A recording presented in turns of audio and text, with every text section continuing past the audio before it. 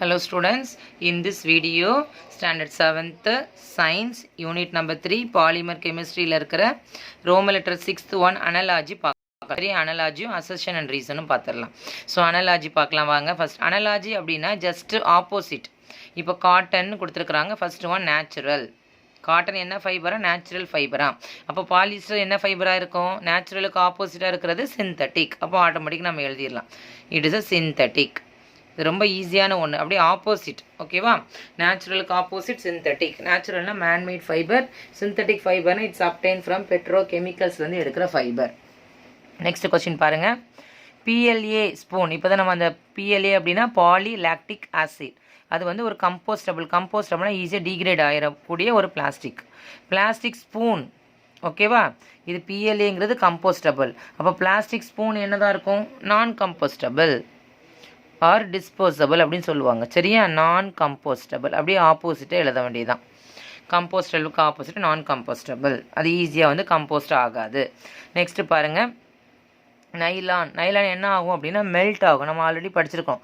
Synthetic ஃபைபரை போட்டு நம்ம என்ன பண்ணக்கூடாது? குக் பண்ணக்கூடாது. ஏன்னா அது என்ன ஆயிரும்? மெல்ட் ஆயிரும். சில்க் என்ன பண்ணும்? இது நேச்சுரல் ஃபைபர் என்ன பண்ண ஆரம்பிக்கும்? பேர்ன் ஆக ஆரம்பிக்கும். So it burns. இந்த ஒரே ஒரு வேர்டு மெல்ட்டுக்கு ஆப்போசிட் இதில் என்ன பண்ணணும்? Burns on heating. அவ்வளோதான். ஸோ நைலான் வந்து மெல்ட் ஆகும், சில்க் வந்து என்ன ஆகும்? பேர்ன்ஸ் ஆகும். கிளியரா? மூணு புரிஞ்சிருச்சா? அசர்ஷன் அண்ட் ரீசனில். ஸோ நெக்ஸ்ட் பார்த்துடலாம். சரி, அனலாஜியில் இப்போ அசர்ஷன் அண்ட் ரீசன் பார்க்க போகிறோம். அசர்ஷன் அண்ட் ரீசன் அப்படின்னு சொன்னால் ஒரு அசர்ஷன், ஒரு ஸ்டேட்மெண்ட் கொடுப்பாங்க. அந்த ஸ்டேட்மெண்ட்டு ட்ரூவா ஃபால்ஸாக நம்ம ஃபஸ்ட்டு அனலைஸ் பண்ணிக்கணும். ட்ரூவா ஃபால்ஸானு. அதுக்கப்புறமா இதுக்கு வந்து அந்த ஸ்டேட்மெண்ட்டுக்கு ரெலவெண்ட்டாக இருக்கா அப்படின்னு சொல்லி அடுத்ததை பார்க்கணும். இது ட்ரூன்னு கொடுத்தா இந்த ட்ரூங்கிறது இந்த இதுக்கு ரெலவெண்ட்டாக இருக்காங்கிறது பார்க்கணும். அதான் ரீசன். ஓகேவா? பார்க்கலாம் பாருங்கள். First one assertion, vegetable peels buried in the soil disappear within 2 weeks. For example, ஒரு பனானா பீலை நீங்கள் சாப்பிட்டு கீழே போடுறீங்க. ஒரு 2 வீக்ஸ் கழித்து பாருங்கள், அது டிஸப்பியர் ஆயிருமா? ஆகாதா? கண்டிப்பாக டிஸப்பியர் ஆயிரும். அப்போ அந்த ஆன்சர் வந்து ட்ரூ. அடுத்தது, வெஜிடபிள் பீல்ஸ் ஆர் கம்போஸ்டபிள். அது ஏன் டிஸப்பியர் ஆயிருது? அந்த வெஜிடபிள் பீல்ஸ் என்ன ஆயிருச்சு? கம்போஸ்ட் ஆயிருச்சு. அது ஒரு உரமாக மாறிடுச்சு. அதனால அதுவும் என்னது? ட்ரூ. ஸோ இது உரமாக ஆனதுனால தான் அது டிஸப்பியர் ஆயிடுச்சு. கரெக்டாக? அப்போ both assertion and reason are true. Both A and R true. And R is the correct explanation. R நமக்கு என்னது? கரெக்ட் எக்ஸ்பிளனேஷன் அப்படின்னு சொல்லி இந்த ஸ்டேட்மெண்ட்டை முடிச்சிடுறோம். அவ்வளோதான். அசர்ஷன் அண்ட் ரீசனாக என்னென்னு தெரியாமல் இருக்கக்கூடாது. இது ஈஸியான ஒரு ஸ்டேட்மெண்ட்டு தான். நெக்ஸ்ட் பார்க்கலாமா? செகண்ட் கொஸ்டின் பாருங்கள். It takes very long time for nylon cloths to break down into microfibers. அதாவது நைலான் வந்து உடஞ்சி சின்ன சின்ன பீஸாக மாறுறதுக்கு ரொம்ப டைம் எடுக்கும்னு கேட்டிருக்காங்க. But cotton clothes NEET only 6 months to decompose.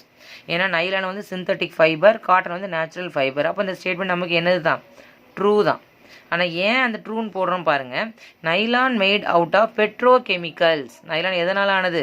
Pedro chemical. Synthetic fibres எல்லாமே பெட்ரோ கெமிக்கல்ஸ்லேருந்து எடுக்கிறது தான். சரியா?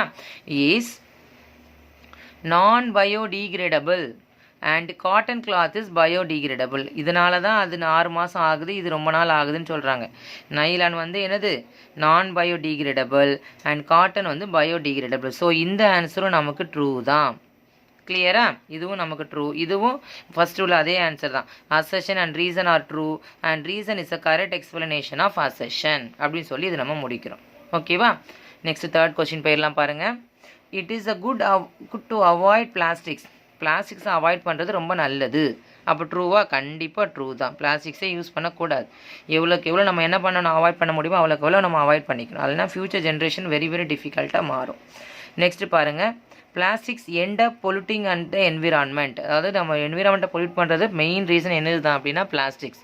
ஸோ இதுவும் நமக்கு என்ன ஸ்டேட்மெண்ட்டு தான்? ட்ரூ. ஸோ எல்லாமே அது என்னது தான்? நமக்கு ட்ரூ தான். இதுவும் assertion and reason are true. Reason is a correct explanation of assertion. So பார்த்தீங்கன்னா மூணுக்குமே நமக்கு ஒரே ஆன்சர் தான் கிடச்சிருக்கு. கிளியர்?